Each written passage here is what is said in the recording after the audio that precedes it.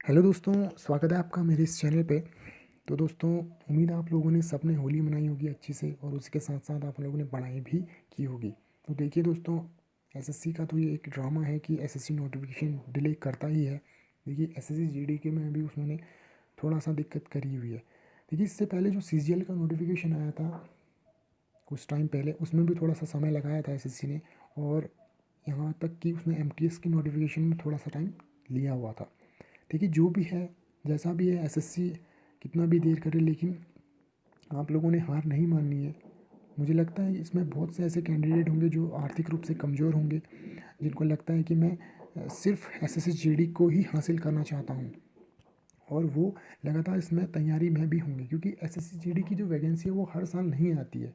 पहले ऐसा होता था कि जब ये स्टार्टिंग में जो एसएससी जीडी की जो वैकेंसी होती थी, शुरुआती 2011 से इसकी हुई थी। लगातार कंटिन्यू 3 साल आई, 2011, 2012 और 2013। फिर ऐसा हुआ कि कुछ सालों के अंतराल पर ये देने लगे। 2015 में आई, फिर 2018 में।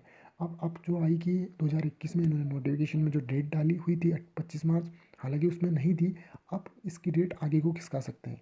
देखिए आज यह हो सकता है मैं जिस टाइम पे ये वीडियो बना रहा हूँ, या दिन में ये डाल लें, या फिर ये शाम तक ही डाल लें, या फिर कुछ कह नहीं सकते, क्योंकि किसी को ये बात इसका जिक्र मालूम नहीं है कि एसएससी कर क्या रहा है, आखिर ये लेट क्यों कर रहा है। उसने अभी तक कोई नोटिस ऐसा डाला नहीं है ऑफिशियल वेबसाइट पे कि हम इसमें देरी क्यों कर रहे हैं। पर जो भी है, जैसा भी है, वैकेंसी तो आनी ही है।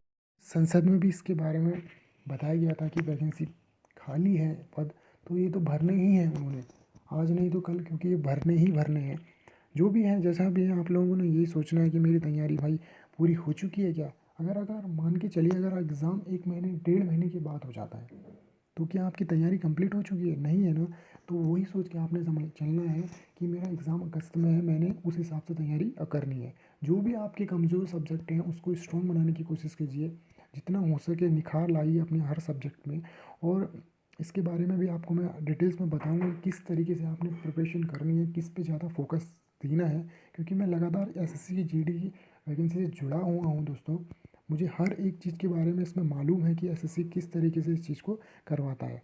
तो देखिए, तो ये तो बात की बात है। मैं आप लोगों को अलग से इसका वीडियोस प्रोवाइड करवाऊँगा जैसे ही नोटिफिकेशन आउट होता है उसके बाद। और रही बात तैयारी की, तो तैयारी आप लोग कर ही रहे होंगे मुझे लगता है, जो सीरियसली पढ़ रहा है। देखिए जो सीरियसली पढ़ रहा है उसको तो जॉब मिलनी ही मिलनी है। ये कुछ कैंडिडेट 2018 के हमारे अभी भी प्रोटेस्ट कर रहे हैं कि हमें भी ज्वाइनिंग दीजिए, क्योंकि हम हर तरीके से फिट हैं। फिजिकल, मेडिकल और रिटर्न उन्होंने क्वालिफाई किया था कि, लेकिन जो फाइनल जो मेरिट बनी थी उनको उनसे बाहर कर दिया गया था।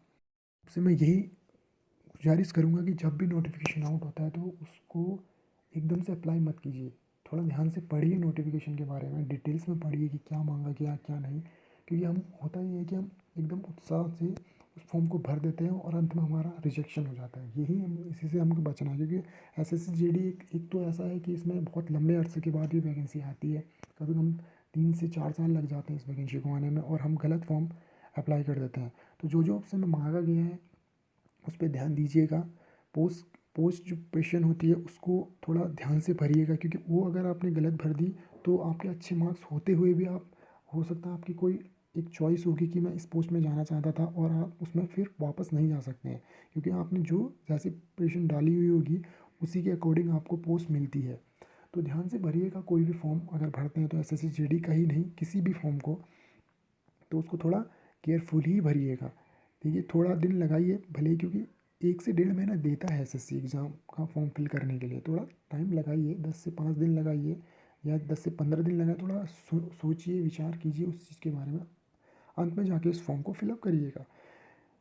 और सिग्नेचर और जो फ़ोटोग्राफ्स होती हैं उस पर थोड़ा सा ध्यान दीजिएगा, वो भी आपके लिए एक गलत साबित हो सकती है अंत में जाकर, क्योंकि वहाँ पे आपको रिजेक्शन मिल सकता है। इसीलिए आपसे मैं यही कहूँगा, जो नए कैंडिडेट हैं खासकर, क्योंकि पुराने कैंडिडेट को तो इसके बारे में सब मालूम होगा कि वो किस तरीके से उनको फॉर्म को फिलअप करना है।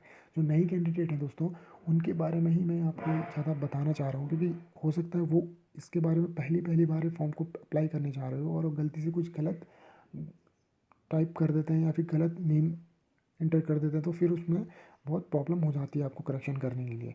चलिए दोस्तों, आपको फ़िलहाल अभी इतना ही बताना था मैंने। कि नोटिफिकेशन जैसे ही आता मैं आप लोगों को बता दूंगा, इसके बारे में सूचना दे दूंगा मैं आप लोगों को। और अपना अच्छे डाइट लीजिए, अच्छा तैयारी कीजिए, आपको जीत अवश्य मिलेगी। जय हिंद दोस्तों।